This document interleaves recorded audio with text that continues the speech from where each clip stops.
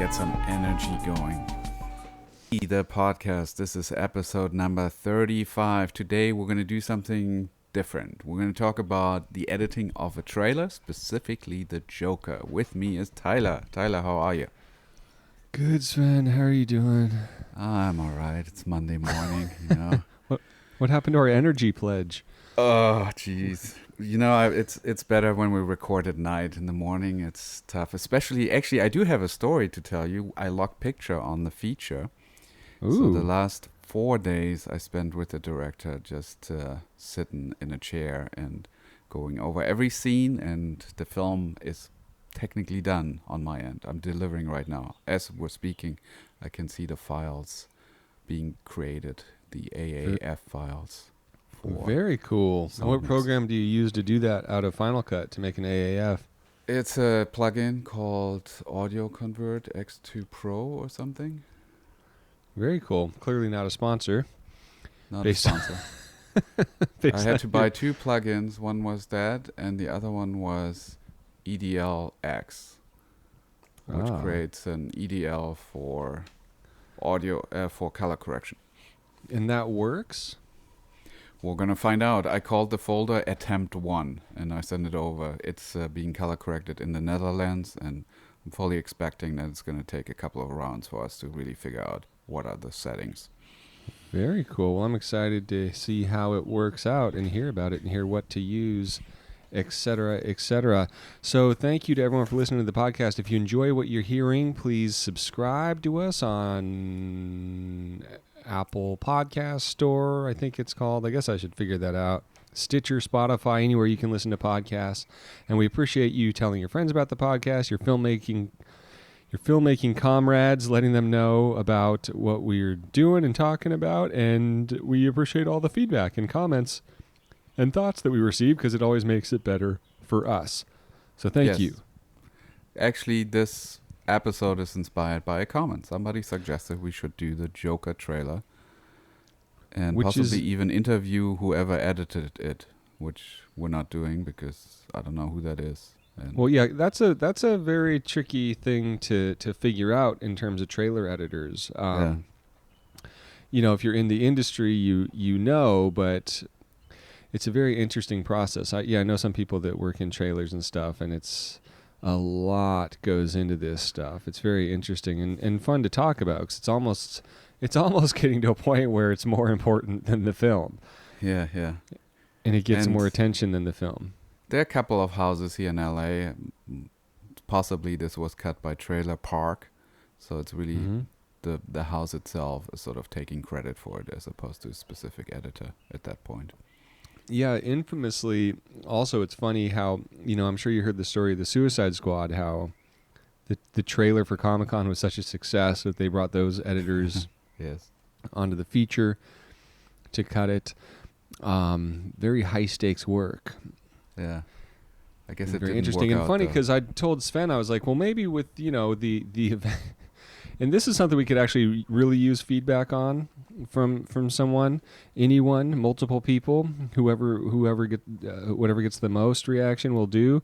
But Sven and I talked, well, not really Sven so much for reasons you'll discover, but I said maybe we should do a scene from one of the, 20 plus Marvel movies leading up to Avengers, and talk about that, because that's going to be a pretty big release on the 26th of April.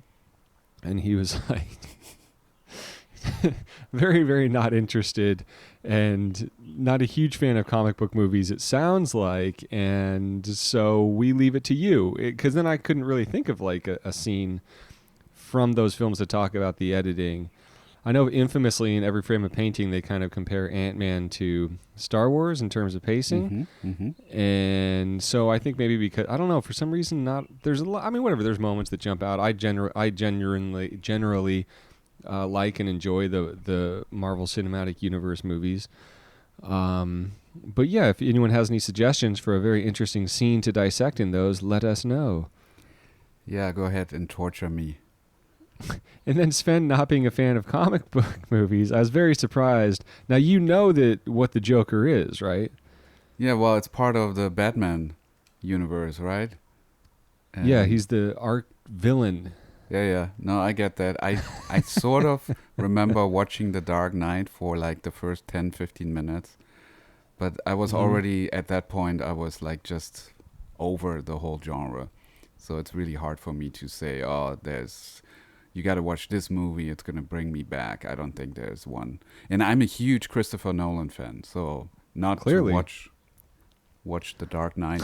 Is that what it's called? The Dark Knight Rises? I don't even know. Huge fan. Huge fan. I've seen pretty much every movie except for that one. Except for like half of the word. I've seen like half of them. The Following. Who has seen that movie? Me. That's when you know what's up. When you've seen like 2 minutes of the sequel of his Batman trilogy. So that character is played by Heath Ledger in Yes. The Dark Knight Rises. I was kidding, but you said that you'd seen had you seen the Joker trailer when you got this request? I just saw it today. Oh wow, so you hadn't even seen it. I hadn't even Interesting. seen it. Yeah, but now Well, I've seen well- it twice actually. I watched it 2 times. Yeah, and it's a good opportunity, I think, to talk about trailers. I know there's been a lot of excitement about it. I know that, I thought it was like a really well done trailer. Mm-hmm. I agree. And it'll be good for you to kind of share a lot of your insights about trailers and that kind of stuff, because I know you've done a few. Yeah. Before we do though, I wanted to come back to the AFI list of recommended films that students need to watch before they show up for their first day. Way back then, a couple of episodes prior, Ross asked when I talked about this, if I could dig up this list, and I actually found it in my notes, and it's only 12 films, so I was going to quickly run through them, and then see how Tyler, if he can like say, oh yeah, I've seen that film, it's about blah blah blah, and see, Jeez. technically I've seen them all, I don't remember most of them. Was this a but- quiz show? It's a quiz show. What do You I ready get? for this? Are you? Do I do you get one of this guy edits shirts with the bone? if I get them all when right, what I need an happens incentive. if you can give what do you need to do to get that shirt? Give us a one-line synopsis Of every film. of every film. And I walked away from the computer. Yeah, without I can't googling cheat. it.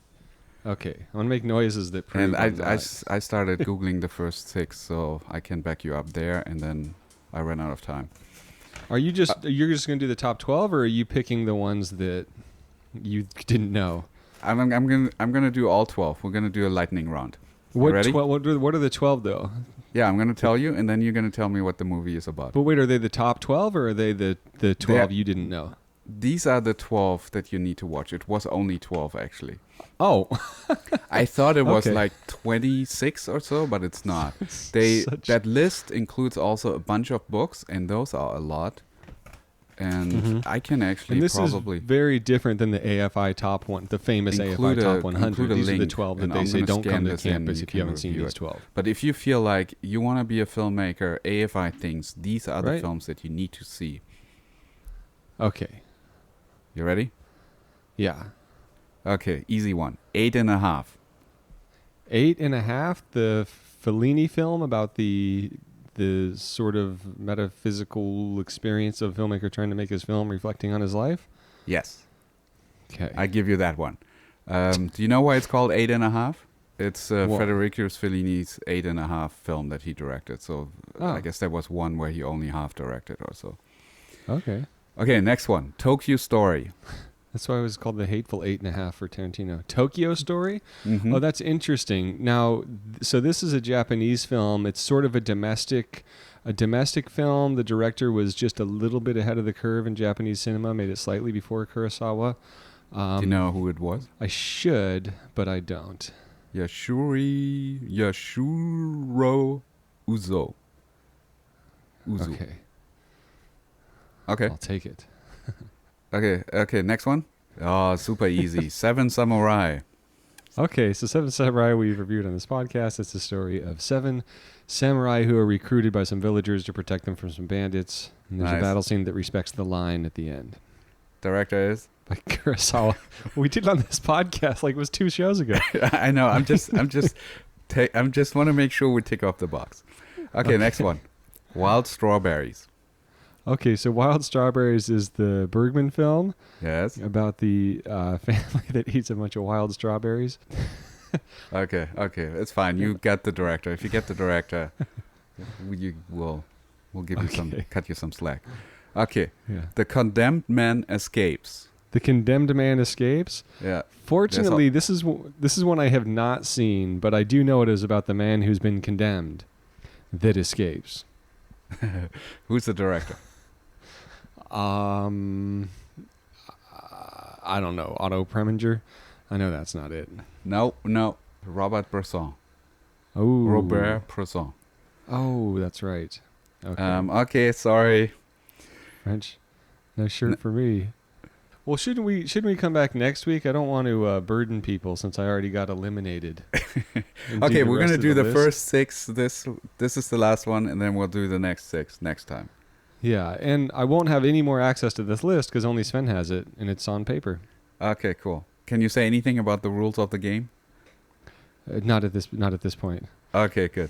All right, we'll leave that up for next episode. We'll pick that up. Director was Jean Renoir, and I don't remember ever seeing that film, but I must have seen it because I made a note here. Actually, I wrote down the German titles for each one because at the time I was in Germany, and I had to like track down these movies in like some obscure video blockbuster version. Well, it's much easier now. I fell apart on the French filmmakers. Yes, well, I don't blame you. Maybe we should do like just 12 episodes on this and do one movie, well, 11, sorry, and just go through those. Listeners, let us know if you want to be bored for the next 11 episodes when we look at obscure French movies and Scandinavian and Japanese. I don't know if they're that obscure just because of my ignorance, but also I'm sure it's tough to listen to my synopses of these films when you know much better yourself. So right. I apologize. No worries. I'm sorry I put you on the spot. I did it. But I have seen all the Marvel movies. So you should do that to me. So I should do some background on the Joker for our noble listeners. So, because there's not going to be a lot on this film because it's not yet released, but it is an origin story for the character, the Joker, the villain from the Batman films. It'd been in production for a few years, I think, since the script came about. There was a lot of question about what would happen with this because Jared Leto had just played the Joker in Suicide Squad in a string of Academy Award winners / winners for the performance that had done it. Of course, it was originated by Cesar Romero, but then Jack Nicholson memorably did it, followed by Heath Ledger's performance, which won an Academy Award. Then Jared Leto was an Academy Award winner who did it. And then, Jared Leto. Mark Hamill voiced the Joker. I'm sure there's more. And when the script went out, the rumor was that Scorsese was involved. I don't know if it went so far as he was going to direct it, but it was even being talked about as a potential Scorsese-DiCaprio vehicle. Mm-hmm. Or Scorsese was producing. Todd Phillips was possibly always involved as the director from the Hangover films in Old School. And he was directing. There was rumor of DiCaprio, so it's like, this is never... Like, it just sounded ridiculous, preposterous. Like, this is never going to happen. And then eventually Joaquin Phoenix became attached to it, which is, a big shot in the arm because he's a hard man to get for this type of fare, for superhero fare. He famously, he's turned down a lot of these roles. He turned down the role of Doctor Strange in the Marvel Cinematic Universe because he didn't know how to act in green screen was his claim at the time. Like, how will I do it if it's not there? So that's an indication of like what we might be dealing with. De Niro signed on to reprise, and apparently there's a lot of tribute paid to the King of Comedy, the Scorsese film, and Alec Baldwin was attached for a little while and dropped out. He was going to play Bruce Wayne's father, and when he dropped out, said, "Oh, there's 50 guys that could do this role." So he didn't feel bad about dropping out. I don't know what that means, but that's the quote. And then, of course, to Sven's delight, Mark Maron became attached, another decrier of superhero movies. For a long time is now in one, but it's De Niro and Joaquin Phoenix, who he has talked about. His obsession with Phoenix has been ceaseless for years and years on his podcast, so it's kind of cool to hear that happened for him, although he is playing a shock jock, which is funny, as far as I understand. And we will get to see if he ever gets that Joaquin Phoenix interview he is always quested after. And from what he said, I don't know that he has any scenes with Phoenix, but he definitely does with Bobby D. As far as I know from his podcast, he only talks about one scene where he like walks across a hallway with De Niro and has like two or three lines.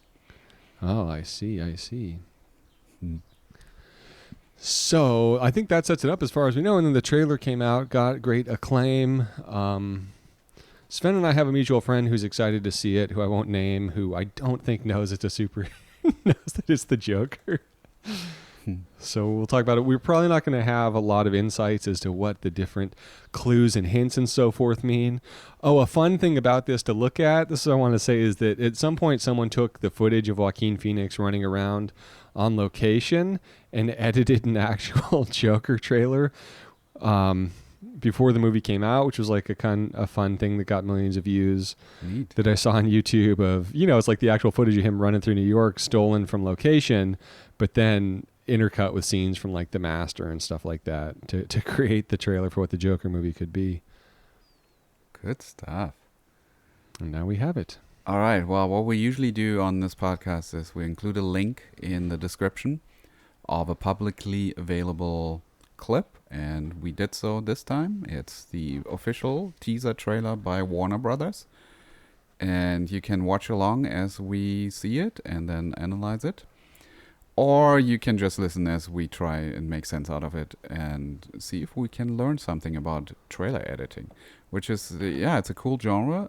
I mean, I've done a couple of trailers for films, actually a few also that went to theaters, but I don't really have a real grasp on what this genre requires. So let's take a look. I truly hope that you're going to be describing what's happening, because it's going to be fast and you have coffee and I don't.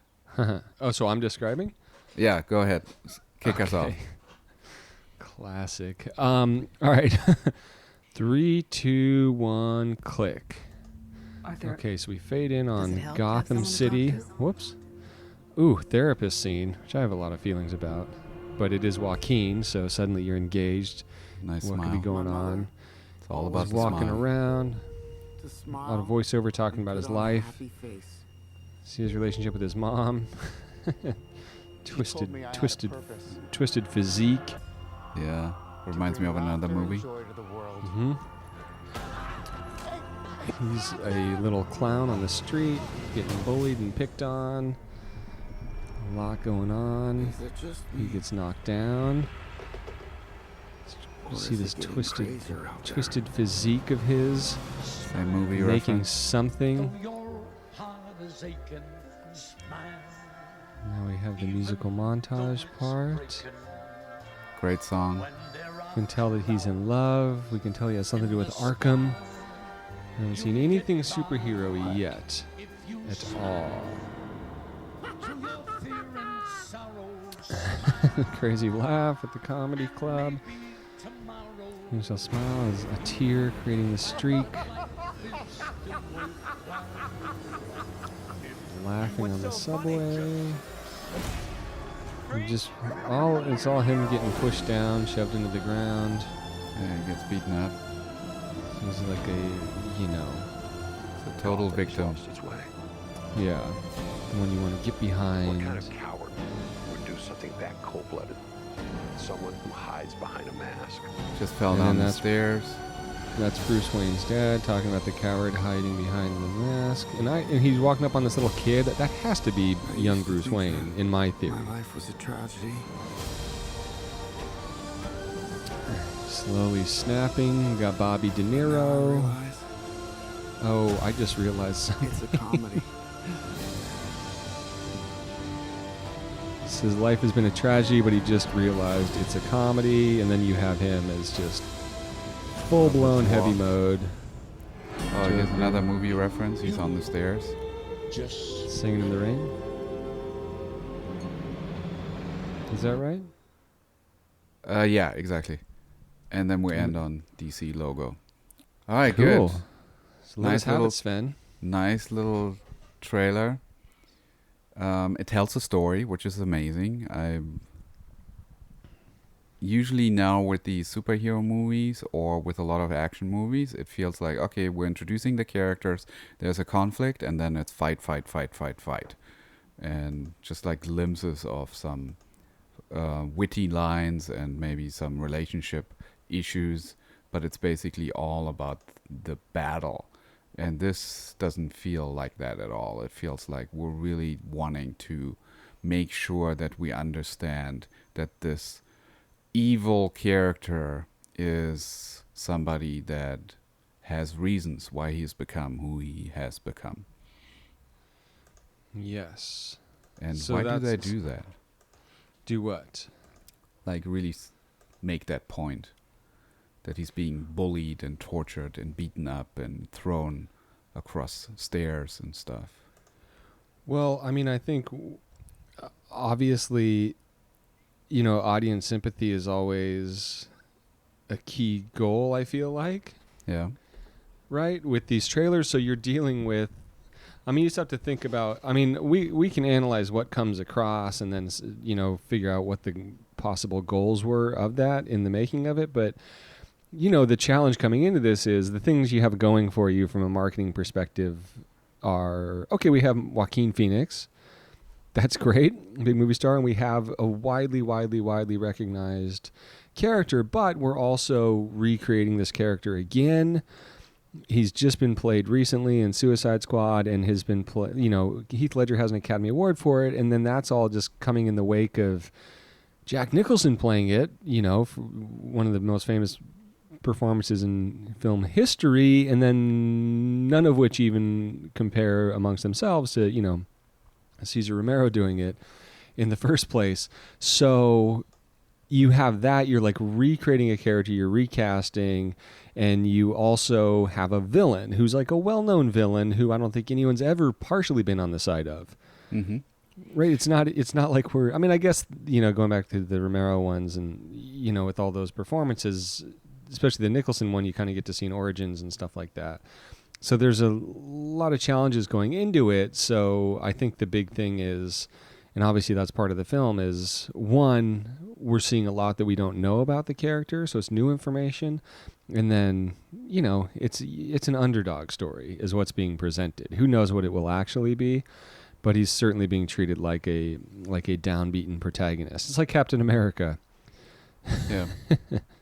Basically. I mean, that's my take on it. Didn't the Joker sort of really become a character that people identify with Heath Ledger? Sort of he became more than a villain. But the interesting thing with that is that the thing that was kind of infamous about that portrayal of a villain was that we knew nothing about him. Mm-hmm. Nothing. You True. didn't know if you saw the movie, but they went to great extent. Like, I'm just busting your balls, but you know, they went to great extent to everything you thought you learned about him. It turned out you knew even less. He makes his own clothes. There's no identifying marks. He tells his origin story, but then will constantly change it to explain his scars. So there's still like great mystery that surrounds him. So it's like literally the opposite of this, Mm-hmm. which is interesting. But I would have expected like the audience is already like on board with this character. I get I mean, I don't think so. I think that's what makes it an interesting film to do and an interesting challenge. Is Nicholson had like an origin story kind of bit to it, but the interesting. I mean, but then in the comics, I guess I'm remembering there's an Alan Moore comic where there's just like a full-on origin story for the Joker, which is really interesting. It's like, oh, you just treated him. So it's funny, like people will do this in films, but you always go back and it's like, well, yeah, didn't Frank Miller kind of repaint Batman in that light? Didn't Alan Moore do something like that with the character? So it has existed that he can work with an origin story. Mm-hmm. So this is just kind of delving into that territory, Mm-hmm. I guess. Cool, I don't know if cool. that answers your question. Yeah, it does in a way. So how about the editing of this trailer? Is this something... What are they doing that other trailers are not doing? Or are they doing the same thing in terms of like using sounds and bangs and whooshes and music? Well, what do you think? Well, I think it's very similar in that regard. So like if he says something really poignant, or like, for example, one specific thing is when he like attempts to smile, and he has his two fingers in his face. Let me see if I can find the time code. Maybe you can dig it as well. And then he, like, the face snaps back once he lets go with his fingers. There's like this sound, like this bang right there to really make that point. I think that's very much what trailers do. But they don't do it on a smile. They do it on like somebody's getting hit or is flying across the room, that kind of stuff. Right. So it's taking that idea, like it has a story and it has a theme. And the theme in this for me is smiling. That's why it starts off at the beginning with this therapist saying something about smiling. What was the line? I think it's, does it help to have someone to talk to? Does it help that you have somebody to talk to? And he smiles. That introduces that theme to me. And then the song itself is also Smile, right? That's the main chorus. Yeah, I mean, I could go even a step further and say it's about putting on a face, right? Yes. Because then the other line is Bruce Wayne Sr. saying, who puts on a mask and does something like this? And, you know, it's about, and a lot of it revolves around him kind of putting this face on. I assume making a mask or something in that shot at 40 where we see his absurd physique. And Joaquin Phoenix, it's funny, all the credit Christian Bale gets, rightfully so. I mean, Joaquin Phoenix really has been doing some body transforming in a lot of the films he's doing. Yeah. And I even heard actually on this one that the actress from Atlanta that you see for a second in this, that he seems like he has a crush on, that's really talented, and Deadpool also, I think I saw some quote from her that because of the shape he got in on this, that they had to do a lot of rewrites on set because they knew they weren't going to be able to do the reshoots that you usually get to a few months later with Phoenix, just because he wasn't going to get his body back into that condition. So, I mean, but about the bangs thing that you were talking about, I thought that, you know, I think my favorite part of the trailer is how that's exemplified so well at the very end with him on the staircase. And you said it was a Singing in the Rain tribute. Yes. Is that right? Like, it's just fun. And overall, I think it's trailer's really successful at, you know, because comic book movies have to be a big spectacle, and I think that this is created spectacle out of something very, very, very, you know, I could say realistic, very grounded. Well, it's a promising story, which is going to be exciting for me to actually maybe take a peek at it. Oh, God. What? That he's still. Sven may not see the movie, folks. Sven may not see the movie. I would look at it and see how it goes. It doesn't really show like an anti-protagonist here really in the trailer, right? It's all about him. Everybody else sort of is just like a sidekick. Well, yeah, but life is kicking his ass pretty intensely. Exactly. Yeah. And Bruce Wayne's dad is definitely an opposing force in this, chasing him with a gun in the subway and decrying someone. It may or may not be him on the news. Yeah, nice. And it's also the other thing we should point out is this is totally a teaser trailer. And I always like those trailers where they get to do something very stylized with a lot of mystique that's not telling us the story. And I always dread the trailer where it's, you know, and it's going to happen in a couple months where it's like, here's a scene where it's like, hey, my name's Arthur Fleck and I'm a comedian, you know. What's the difference between stuff. a regular trailer and a teaser trailer? I mean, I know, but let's talk about it. Okay, why don't you go for it? I've been running my jaw. Okay, so for me, it's like a teaser is just giving us a feeling, a visual, an idea, a theme, while a trailer is trying to really tell us what this movie is, what you're going to expect. And to a certain aspect, I really don't like a traditional trailer anymore because it feels like you don't need to see the movie anymore because they're giving away too much. A teaser trailer is trying not to give away anything or very little. And this, to me, actually looks like a hybrid. Like, I feel like I totally get what the story is going to be, but I don't know what the movie is yet. And right. So this is, for me, actually the perfect trailer. Like, I don't think they need to do another one. I think this would totally do the job for me, for a lot of people, possibly. Oh, for totally. but then it's fun to just build that hype machine as it's going. And the other thing that's cool about this, and this is why trailers are like high art amongst other things, is there's all these engines that the marketing department's hitting on in terms of like, look, this is our brand, this is what we're selling, we have to get this, and this across, we have to do it with the footage that you have, hopefully it has something to do with this film that's coming out, and also there has to be an emotional arc. We always talk about there needs to be the emotion in the story. This trailers always, if they're successful, create an emotional experience for the audience. So this is very stylistic aesthetically in a lot of ways, but there's also a total arc that it goes on. Mm-hmm. He starts in one place, by the end he's at a totally different place. We actually get to kind of maybe in some sense see that genesis of the Joker character just through this, but it really does do a good job of getting sympathy all in 2 minutes and 20 seconds. Helping you feel for him, and then showing like, look, things are going to get way out of control. So I think it does a really good job of that too, and having just the right shots to accomplish that. And it also makes me wonder what the tone of the film is going to be, because there's like a line in there where it says, "I thought my life was a tragedy. It turns out to be a comedy," which I think is probably a very significant revelation about this film. In the sense, and looking at the director, is this going to be much funnier than this trailer is, or is it going to be such a sad story, such a tragic event?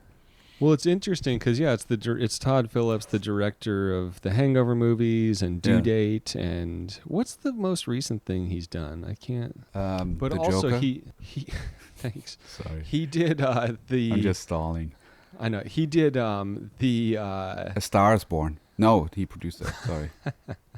He also worked with the War previous Dogs. Joker actor, Zach Galifianakis. Oh no, yeah, War Dogs. I was excited after what he did with The Hangover, which I thought had a lot, was like very visually effective and like obviously got great performances out of people. I was excited to see what he would do with a movie like War Dogs, but now I'm worried about the Joker. And apparently he's doing a Hulk Hogan biopic. Oh, that sounds interesting. Now, am I mistaken, or is this 4:3? I feel like I saw this trailer in a theater and it was like a 4:3 aspect ratio. I'm seeing a 16:9. Yeah. I swear I saw it in a theater and it was 4:3. Interesting. But yeah, I mean, let's talk a little bit more about the basics of trailer editing, which is the booms, the whooshes, the bangs, the fades to black, the slow-mo. These are all elements that are used. That's like the language of a trailer. And this particular trailer uses all of them, but for a different purpose. I think that's what makes this special. Mm-hmm. It uses titles that like have a continued thought, like this put on a face idea. Mm-hmm. What else? What do you do when you're editing a trailer? Well, I start off with looking at what are the killer moments. What is the gold in the film? And can I use it in the trailer? Or am I going to give away too much?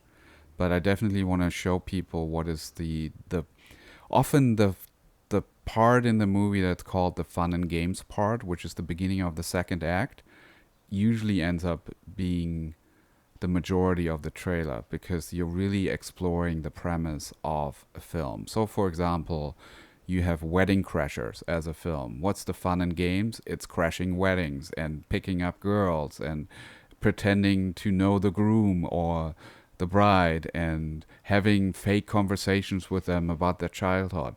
All that stuff is so much fun, and you probably use it in the trailer.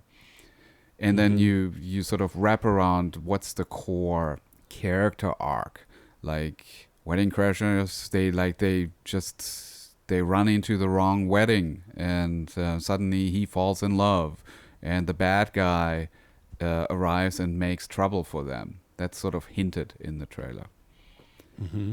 That's sort of how I would look at how do I cut a trailer. But I tend to not want to cut a trailer for a film that I've edited myself. It's painful, I feel. Yeah.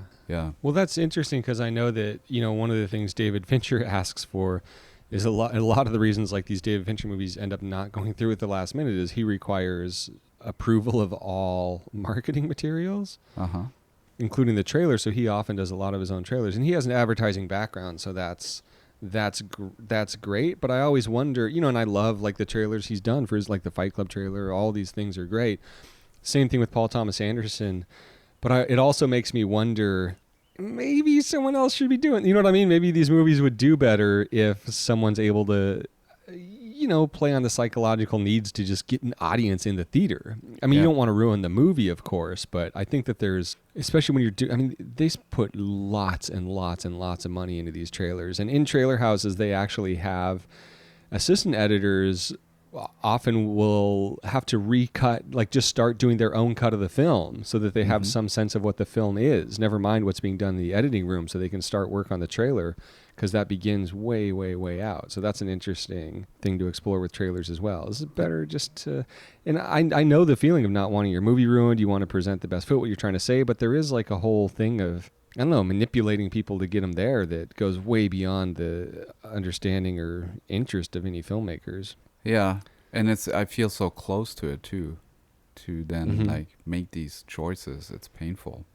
Yeah, and Hitchcock's another example of someone who did very memorable, promotional work, and he had he had an advertising background like Fincher does. So it's very interesting. Okay, and then the last thing that I'll say is that Jared Leto was caught totally off guard when this movie got announced, which is my favorite part of it. All right, is there anything else we want to say about this, or? No, I mean, I want to say, okay, I really was expecting just a conventional DC Marvel movie thing, and I was pleasantly surprised that the story is heavily just character, and I think I would want to check it out.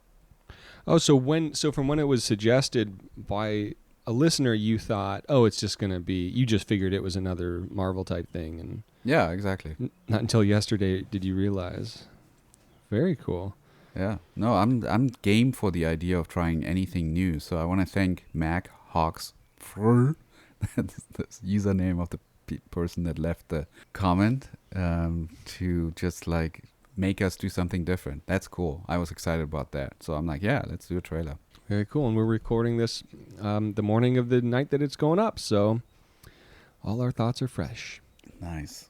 And let us know if there's a scene from a Marvel film, and I think I've seen all of them, that you would like to do, and I will do it. I'm pretty sure I've seen none of them. So Thank you to Curter for the music. If you've enjoyed what you've been hearing, subscribe to the podcast. We appreciate you letting friends know about the podcast. It's the constantly growing listens every week is always very cool. We appreciate it. We'll keep trying to do the best job we can. And as Sven always says, before I say it, maybe you want to also take a guess at what the other 6 movies are that you're required to watch if you want to go to AFI, the American Film Institute. If you get all 5, you get a T-shirt. If you get all 6, you definitely get a T-shirt. And you'll be invited to the Burbank AMC in the fall when Sven goes to see on October 4th, 2019, when Sven goes to see the Joker, as it's known. It'll be a This Guy podcast. Wow. All right. This Guy podcast viewing party. Sounds good. That's what we'll do. Happy editing. There's no sane zone, so put your head between the speakers. There's no sane zone, so put your head between the speakers. Yeah, well, I have some insights into it, but can we pause not stop recording, but just pause for 1 minute? Sure. I have to, if I don't make this coffee, I'm going to die. Are you making a coffee?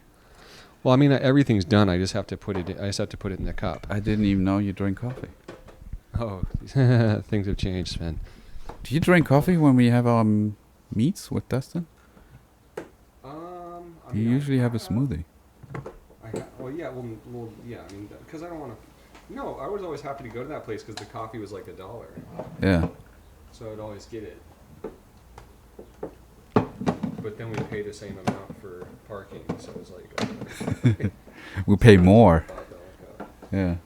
That definitely consumed consumed coffee in front of you. You've made me coffee. I'm positive that our entire This Guy Edits video. Ah, yes. True. It's documented. Might just want to keep this all in the podcast, by the way. Oh, well, This I don't know is- if they can hear me because the microphone. Oh, I see. Well, Okay. It'll be the deleted files. Okay, that sucks.